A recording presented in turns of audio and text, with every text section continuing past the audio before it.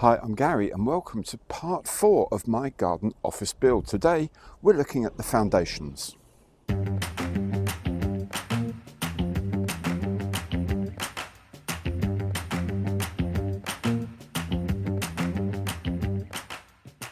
At the end of the demolition videos, the guys were shifting soil out of the garden for the foundations.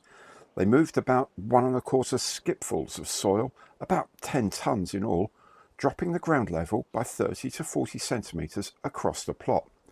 There were a few old concrete posts and tree roots to shift as well. Once the site was clear, it was time for some deliveries. First onto site was 7 tons of Type 1 MOT aggregate to be used as the sub-base.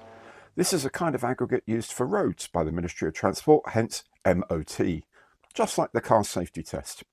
Anyway, this is a mixed quarried and recycled hardstone, such as granite or gritstone, that is crushed and sieved into a range of sizes.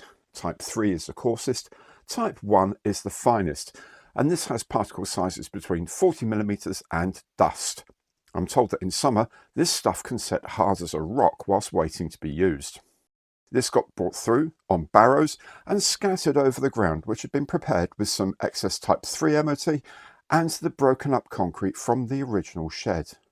The Type 1 was levelled and pounded flat. The next delivery was for the concrete slab.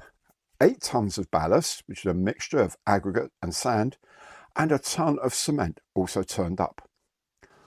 On the truck as well were some 20cm reinforcing grids. These grids were laid out over the Type 1 MOT base. Then the mixing of the concrete started. The mix of 1 part cement to 8 parts ballast gives a foundation strength concrete. Barrow after barrow of concrete was delivered to the slab, with pre-levelled wooden forms giving the level of the concrete.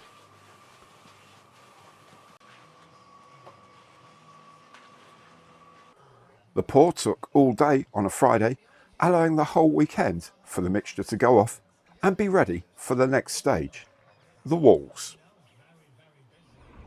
So there we go. I hope you found it useful and I hope you enjoyed it.